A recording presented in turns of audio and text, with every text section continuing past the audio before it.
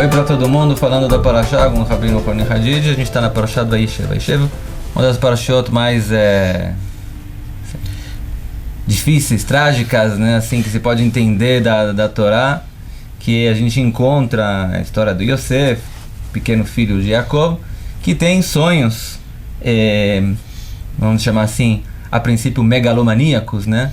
Ele sonha que os feixes estão se curvando perante ele, e os irmãos, só as estrelas também, representando que a família toda vai se ajoelhar perante ele, e os irmãos ficam loucos da vida, né?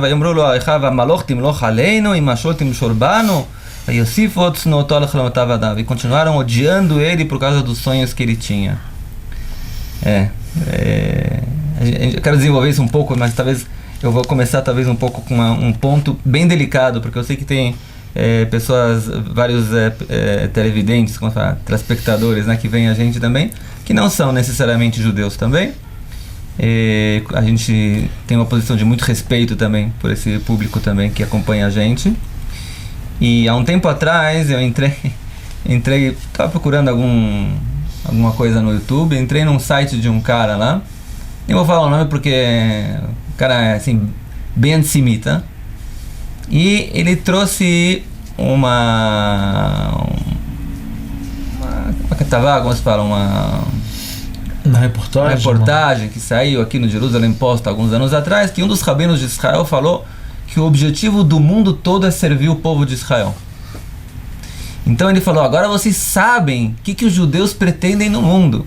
Eles pretendem reinar no mundo todo para que a gente seja escravos deles. Vocês estão entendendo o que é os judeus? O próprio rabino deles está falando. As verdadeiras intenções, né? A versão moderna do... Eu falei, vou ver quem é esse cara. Bom, depois você entende que o cara é, por definição, não, antissemita, que já foi preso. É uma história bem complicada lá, né? Mas a pergunta tem que ser resolvida então, né? Será que o rabino falou que essa é a intenção, a missão dos povos do mundo é serem escravos do povo judeu? Isso me lembrei porque, na verdade, no microcosmos, isso que acontece aqui na Parashá, na verdade, né? O Yosef vem e fala: eu tive um sonho que está todo mundo se curvando perante mim e todo mundo fica louco da vida. Com um pouco de razão também. Quer dizer, você vai ser rei na frente de todo mundo aqui? Como é que é essa história? A tal ponto, né, que eles estão dispostos a vender ele como escravo. Talvez, se a gente conseguir entender o que aconteceu aqui entre irmãos, e eu chamo isso mais uma vez irmãos, porque no final das contas a humanidade toda são irmãos, a gente consiga também entender qual a verdadeira missão então do povo de Israel perante os outros povos, comparando Yosef aos irmãos também. Sim, isso que você falou, que os irmãos interpretam o sonho assim, o pai também. Yaakov, ele diz: eu e a tua mãe, os teus irmãos vão se ajoelhar para você, que é uma interpretação do sonho que Yaakov fala.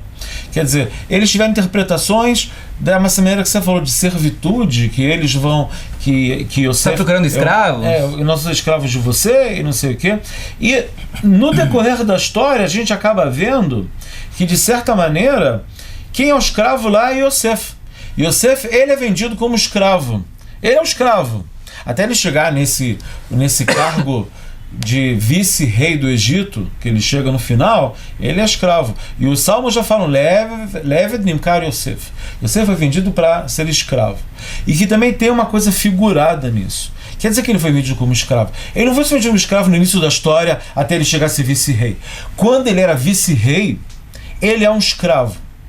Ele é um escravo de quê? De certa maneira é um escravo do Paró. Mas ele é um escravo da coisa principal, que é o motivo do sonho dele. Ele é para fazer a infraestrutura que para ser salvação para o povo de Israel que estava tendo fome e tinha que chegar no Egito. Ou seja, ele é escravo, ele é servo de uma grande causa. Ele é um emissário. Essa é a coisa. Na próxima Parashá chama ele Amasbir, né? Amasbir é aquele que vai alimentar o provedor de tudo. Ele é o provedor de tudo. Ou seja, às vezes a gente vê uma coisa, igual o Yosef no início viu: eu vi que eu tenho esse cargo. Que você vai ter esse cargo? Você vai estar acima da gente? Você não está acima da gente? Como você pode uma coisa dessa? Não. O Yosef, no final da história, ele entende, quando ele retrospectiva, que o cargo dele era para salvar o povo de Israel. O Urasharish, um dos grandes comentaristas nossos da Torá no século XIX, ele fala uma coisa muito interessante. A palavra senhor em hebraico, Adon, quando a gente fala o senhor ou o chefe, é sempre alguém que está no topo da pirâmide. Agora, a palavra em hebraico para chefe, assim, é Adon, vem da palavra Eden. Eden é a base da janela. Em hebraico tem um termo que é Eden Ahalon. Eden é a janela. O que quer dizer o Eden Ahalon? Que, na verdade, o líder é uma pirâmide invertida. Ele está na base.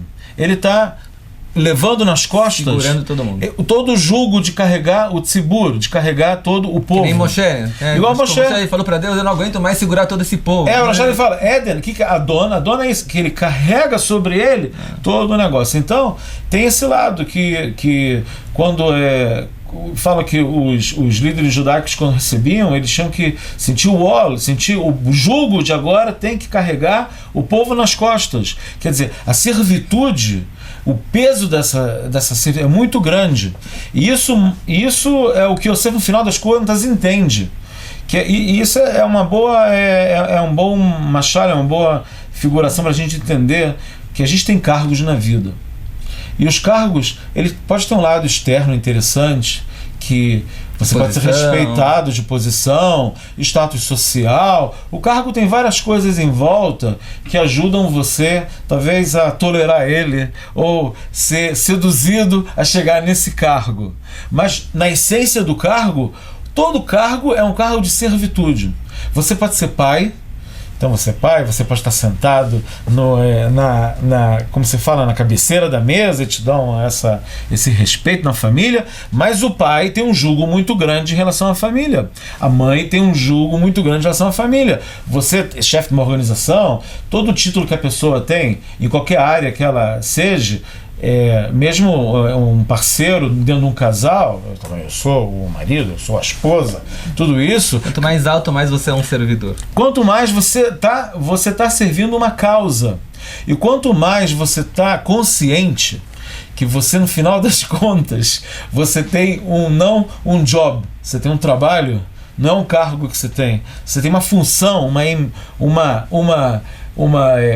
como se fala, você é emissário de uma certa causa que você tem que desempenhar ela, aí você vai estar realmente cumprindo o valor do cargo. Eu acho que o grande erro, né? Isso também explica muito o que a gente falou do povo judeu na verdade, né? Como quem dizendo, o povo judeu realmente no futuro vai estar numa posição especial. Essa posição especial é quem a gente fala o tempo todo. Ser luz e servir como um ponto de passagem da luz divina. É uma servitude. Uma servitude para o mundo todo. E quem tem dúvida ainda sobre isso, pode abrir o Rambam, no final das leis de Sanedrin, né, que é o final do Rambam, do Maimônides, que ele escreve: os sábios não estavam esperando a vinda messiânica que deixe Ishletu al Kol Haolam para poder Israel seja uma potência, reinar no mundo todo. Não é essa a intenção. É que deixe o Pnuim Batorah Ubamitzvot Viskul Echai Olam Haba, para eles poderem estar com calma, poder trabalhar a Deus. Sim. E, obviamente, consequentemente, eu acrescento, servir como uma base, como uma luz, como um farol também, para iluminar o mundo todo, para poder se aproximar a Deus. Para todos os irmãos. O grande erro, na minha opinião, nasce da concepção nova que nasceu no mundo nos últimos dezenas, talvez, de anos, né? Como o mundo era um mundo muito... Acho que há 100 anos atrás o mundo era muito pior, né? Em termos éticos, acho, na minha opinião.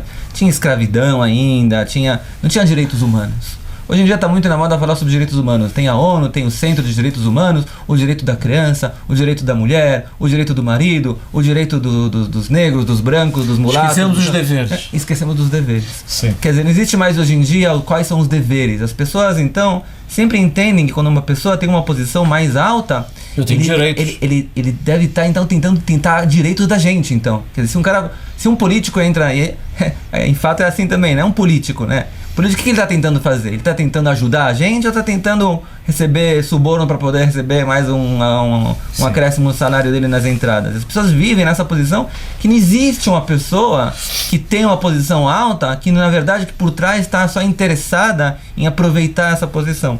Quando vem a Torá e apresenta aqui a história de Yosef, é exatamente o contrário. Vocês acham que Yosef vem na posição alta que nós falamos. Na verdade, no judaísmo, por incrível que pareça, a posição é contrária. Quanto mais alto você está, mais servidor, mais escravo você é, com orgulho de ser escravo para poder ajudar o mundo. Essa é a posição que se procura no povo judeu, sim, que é o pequeno grande erro, na minha opinião, que se faz hoje em dia.